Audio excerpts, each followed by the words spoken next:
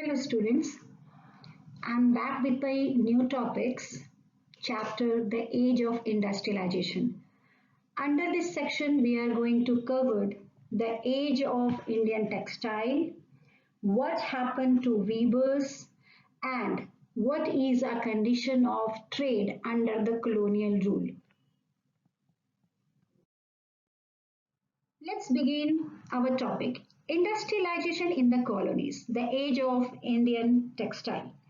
Before the age of machine industries, silk and cotton goods from the India dominated the international market. Coarse cottons were produced in many countries, but the finer variety often came from India. From where? It is came from India. So American Persian merchants took the good from the Punjab to Afghanistan, Eastern Prussia and Central Asia, and belts to fine a textile were carried on the camelback via the northwest frontier through the mountain passes and across the deserts. Surat and Gujarat connected India to the Gulf and the Red Sea ports. Mausolepatnam on the Coromandel coast and Hooghly in Bengal had a trade link with the Southeast Asian ports. In this slide, you just see that how the Surat port on the Gujarat coast connected the India to the Gulf and the Red Sea ports, and the textile products carried on camelback via the northwest frontier. As we know that before the arrival of British, the Indian merchants are completely got the freedom to do everything in the market. The weavers are also negotiated the price of their products to their merchants, and one of the broker in between of the merchant and the weaver is there to manage everything. But most of the European had a huge resources, so the variety of merchant and trader to face a lots of competitions.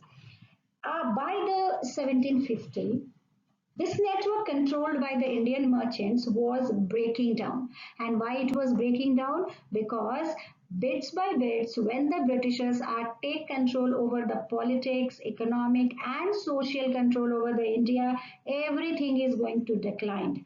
The European company gradually gained the power, first securing the variety of concessions from the local code and then the monopoly right to trade.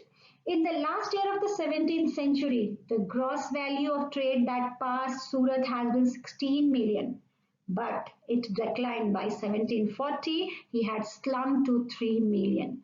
With the passage of time, when the time was going, the Surat and Hooghly decayed and Bombay and Calcutta grew. And this is a new center made by the Britishers.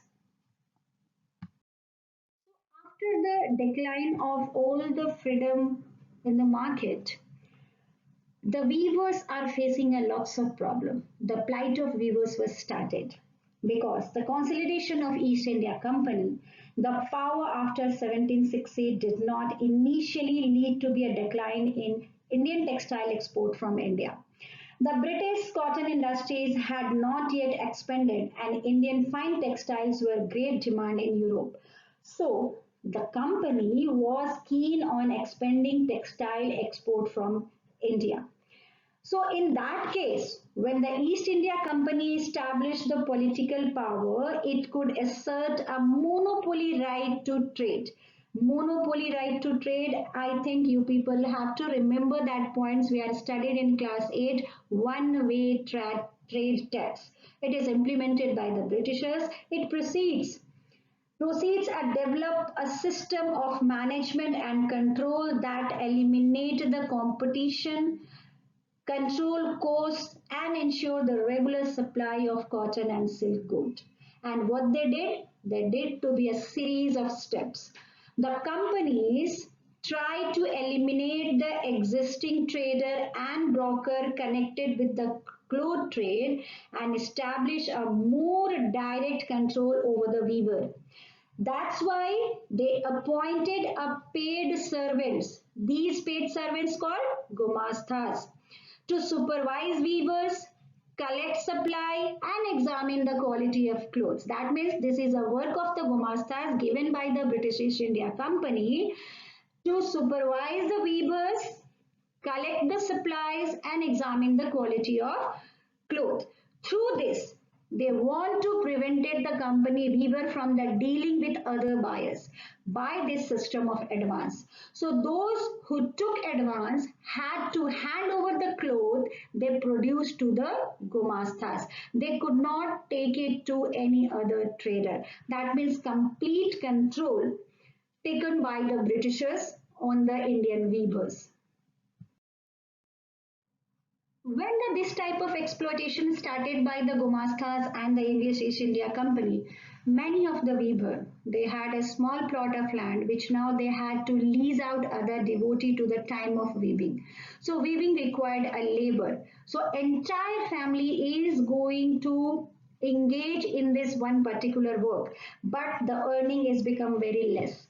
The result, in many places in the Carnatic and Bengal, the weaver deserted villages and migrated, setting up looms, other villages where they had some family relations. They are migrated from their own villages. So elsewhere, the weaving along with the village trader revolted, opposing the company and its officials in many places. The weavers migrated from their own villages and they are closing down their workshops and taking agricultural labor because through that way they are not taking any type of benefits.